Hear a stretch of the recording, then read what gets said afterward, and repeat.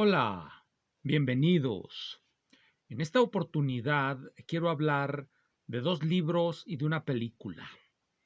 En realidad, el primer libro del que quiero hablar, pues no empezó como un libro, sino que empezó como una serie de cuentos en una revista estadounidense que se titulaba Astounding. Asombroso, creo que se podría traducir Astounding. Publicaba relatos de ciencia ficción y estaba dirigida por un señor de nombre John W. Campbell. El autor que comenzó a publicar estos cuentos, que después se volverían una aparatosa penta o sextalogía, no sé cuántas novelas hay allá, se llamaba Isaac Asimov y esos cuentos configurarían lo que se llamó en primera instancia la trilogía de las fundaciones. Tengo aquí nada más la segunda fundación, este librito. Hay cantidad infinita de ediciones en español y en inglés. La otra novela de la que quiero hablar es una no menos famosa, pero Dune, este es del 65. Asimov comienza en la década de los 40 a publicar sus cuentos. La de Dune, de Frank Herbert, es del 65. También ha ido a través de muchísimas ediciones. La que yo tengo aquí es, creo, del año 2000. Debo tenerlo aquí más o menos del año 2000, 2001, de hace 21 años. También infinita cantidad de ediciones y, por supuesto, de la película a la que voy a referirme de soslayo un tanto, es Dune, la segunda versión, no la de David Lynch, sino la de Denis Villeneuve. Villeneuve, no, ¿cómo se pronuncia? Denis Villeneuve, así le voy a decir, Villeneuve, de este año pasado, 2021, me parece. Es una película que retoma apenas si esta novela y está dividida en dos partes. Ya salió la primera con 2 horas y media, me parece, de duración. Si uno la ve, pues es una novela es una película muy entretenida, formalmente impecable, diría yo, aunque no sea experto en cine, pero tiene muy buena fotografía, muy buenas imágenes y tiene pequeñas variantes con respecto a la de David Lynch. Como todos recordarán, la película de David Lynch insiste en que aparezca una mano por ahí en cada instante, como si estuviéramos siempre alucinados, llenos de drogas. Eso es lo que nos presenta la estructura formal de la película de David Lynch. Esa es su forma. Aparecen manos y los personajes se la pasan pensando y se nos revelan esos pensamientos. En la película de Villeneuve no es así. Nosotros no vemos en los pensamientos, no leemos los pensamientos de los personajes y, por supuesto, tampoco aparecen continuamente imágenes estrambóticas surgidas de la imaginación de algún drogadicto, de algún surrealista, de algún psicodélico. No hay manos así que aparecen. No aparece eso, apenas se nos revela que el personaje Paul Atreides tiene visiones del futuro que lo atormentan, visiones del futuro que él parecería no aceptar, un futuro que él no quiere aceptar, un futuro de guerra que aparece y se cierne sobre él porque él va a ser precisamente el general de ese futuro. Esa es la película, más o menos así. Sigue más o menos la órbita de la novela Dune, con la diferencia de que en esta primera parte no aparece por ningún lado la princesa Irulan. En la novela de David Lynch, por supuesto, recordamos, aparece en la primera escena la princesa Irulan platicándonos de qué trata la situación, de qué trata la película, exactamente como aparece en la novela. Ustedes recordarán que en la novela hay siempre este epígrafe que del manual del Muad'Dib por la princesa Irulan. Irulan es la hija de Shaddam el cuarto. Entonces, en eso sí Lynch se apega a la novela, aparece eso. Villeneuve no hace que aparezcan ese tipo de introducciones. También notamos, los que leyeron la novela, notarán que las películas, ninguna de las dos comienza donde comienza el trabajo de Herbert, porque en esta comienza la historia con Paul frente a la gran madre Ben Gesserit. Le va a hacer una prueba. en la novela, en las películas, o se comienza con la visita que hace un navegante al emperador Shaddam el IV, o bien se comienza con el decreto que se nos platica al principio de la película de Villeneuve, se nos platica el decreto que emite Shaddam el IV para quitarle el dominio de Arrakis o Dune, el planeta se llama indistintamente Arrakis o Dune, a los Harkonnen y depositar ese dominio sobre los Atreides. Y nos narran, y ahí empieza la película de Villeneuve.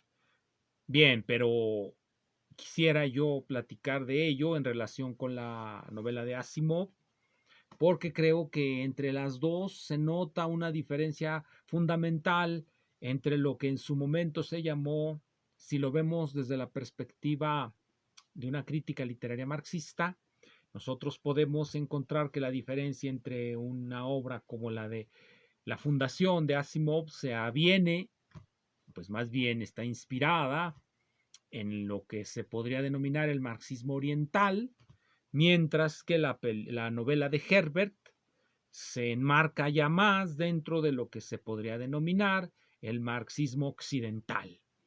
Acá donde Asimov hace gala de su conocimiento de los manuales marxistas, Herbert parecería que se puso a leer a Adorno y a Walter Benjamin, a Lukács, para hablarnos más que del determinismo histórico, de la necesidad de la contingencia como parte de la liberación humana. Esa es más o menos la diferencia que se puede ver entre estas dos novelas.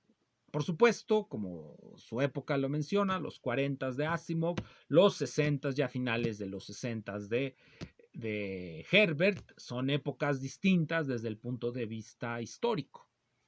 Todavía en los 40, o más bien en los 40, cuando empieza la obra de Asimov, la Fundaciones, se vive el despegue de los Estados Unidos y bueno, de todo el mundo occidental, cuando empieza a haber tasas de crecimiento económico pues, altas después de la Segunda Guerra Mundial, con leves fluctuaciones, pero en general y en promedio, una época que se llegó hasta los años 70 y se mantuvo la Guerra Fría y había crecimiento económico, Guerra Fría, etcétera.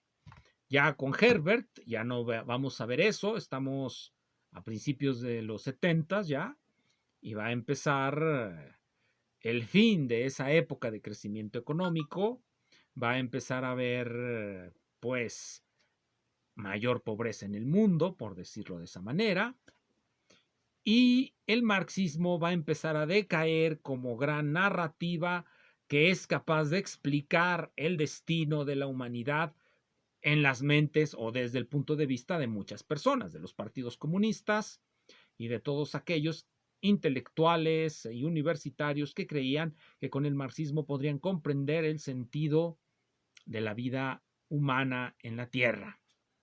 Empieza ese declive, Lyotard lo sella con su libro La condición posmoderna, se acaban las grandes narrativas y por lo tanto en gran medida uno puede pergeñar que la literatura pues dejará de moverse en ese, digámoslo, mare magnum marxista para entrar a las nuevas construcciones de la subjetividad individualista, ya, digámoslo así, libre de esas grandes narrativas en las que todo estaba, bueno, en cierto sentido, en algunas completamente determinado, la del marxismo oriental, que es lo que voy a comentar de Asimov, y en otras menos determinado, en donde la contingencia irrumpe como intervención de la libertad humana, como el lugar y ámbito en el que la libertad humana entra dentro de la necesidad histórica, que sería ya la historia de Dune. ¿Por qué? Bueno, pues porque todos recordamos que Paul Atreides es un accidente histórico, un accidente dentro de los planes de las Ben Gesserit. Las Ben Gesserit eran esa cofradía de mujeres empoderadas, por decirles de algún modo, brujas, mujeres de gran poder, políticas todas ellas, consortes y concubinas de duques y emperadores, ellas han estado manipulando a la humanidad, a las líneas genéticas de la humanidad, para dar en su momento origen al gran liberador, al Mesías, a lo que ellos llaman el Kwisatz Haderach, ojalá así se pronuncie. Y es Jessica, la concubina de Leto Atreides, la que rompe esa, digámoslo así, ese determinismo al querer complacer al duque, quiere complacer al duque, que puede haber más contingente que esa necesidad o ese gusto, ese querer dar gusto a la persona amada, ese quererle dar gusto a la persona amada, que es en sí una contingencia dentro de los planes de esta cofradía, la Bene Gesserit. Entonces ahí es donde entra la contingencia. Jessica tiene un hijo, en lugar de haber tenido una hija, que era lo que estaba predeterminado en los planes, y ese hijo va a ser un Mesías que, bueno, no quiere serlo. Eso es más o menos la idea en cómo Herbert plantea la idea del cambio social, resultado de una contingencia dentro de las líneas causales de la historia. ¿Cómo la plantea Asimov en su libro? Bien, para el comentario que voy a hacer, quiero recomendar un artículo que se llama, aquí lo tengo escrito para que no se me olvide, se llama Las novelas de la Fundación de Isaac Asimov, materialismo histórico distorsionado en psicohistoria cíclica, de Charles Elkins. Aparece en SF Studies, una revista que era canadiense, creo que ya es norteamericana, volumen 3, número 8, parte 1 de 1976. Aquí Elkins nos va a hablar precisamente de la trilogía de las fundaciones, en ese momento trilogía. ¿Qué es lo que nos va a decir Elkins? ¿Qué quiere responder Elkins? Bueno, él dice que quiere indagar por qué la gente tiene tanta debilidad por estas novelas que en gran medida son mistificantes. Mistifican la realidad histórica al hacerla una sola línea causal determinada, en este caso determinada por las leyes de la psicohistoria descubiertas por Hari Seldon. Esto, por supuesto, de las leyes de la psicohistoria tiene su parangón. Aquí voy a citar Teoría del materialismo histórico, de Nikolai Bukharin, que se llama Ensayo popular de sociología marxista. Me parece que este es uno de los más paradigmáticos escritos del marxismo oriental, en contraposición al marxismo occidental, cuyo escritor paradigmático es Georgi Lukács. Voy a leer lo importante. De aquí dice, en la página 63 de la edición que estoy citando, de Cuadernos de Pasado y Presente, número 31 de la editorial Siglo XXI. Esta es la edición, segunda edición de marzo del 77, la primera del 72. Nos dice lo siguiente en la página 63, la necesidad histórica. De lo ya dicho, se deduce que la concepción del azar debe ser desterrada de las ciencias sociales. En este sentido, la aparición de Paul Atreides no debería de tener ningún impacto en el plan de las Bene Gesserit. Aquí, de lo ya dicho, se deduce que la concepción del azar debe ser desterrada de las ciencias sociales. Como todas las demás cosas en el universo, la sociedad y su evolución están sujetas a una ley. Eso es lo que nos está diciendo. De lo ya dicho, nuevamente, esta es de la página 65, es otra cita, de lo ya dicho, se deduce que la previsión es posible en el dominio de las ciencias sociales, tanto como en las ciencias naturales. Gracias al conocimiento de las leyes de la evolución social, hemos vaticinado crisis económicas, la desvalorización del papel moneda, la guerra mundial, la revolución social como resultado de la guerra. También hemos predicho la conducta de los diversos grupos y partidos durante el tiempo de la Revolución Rusa. Eso nos dice Bukharin, y esa era la posición del marxismo oriental, y es, de acuerdo a Elkins, el artículo que he citado, la posición de Asimov en este libro. Voy a leer lo que nos dice Asimov aquí en este prólogo. Asimov llena de prólogos sus obras y nos explica muy brevemente lo que pasó antes de esta serie de cuentos. Dice así: el primer imperio galáctico se prolongó durante decenas de miles de años. Había incluido todos los planetas de la galaxia en un gobierno centralizado, unas veces tiránico, otras benevolente, pero siempre ordenado. Los seres humanos habían olvidado que pudiera existir otra forma de existencia. Todos menos Hari Seldon. Hari Seldon fue el último gran científico del primer imperio. Fue él quien llevó la ciencia de la psicohistoria a su desarrollo completo. La psicohistoria era la quinta esencia de la sociología. Era la ciencia de la conducta humana reducida a ecuaciones matemáticas. De la conducta humana reducida a ecuaciones matemáticas. Pero la conducta humana en grandes colectivos, no la individual. Esa sigue siendo el terreno de, digámosle así, la libertad.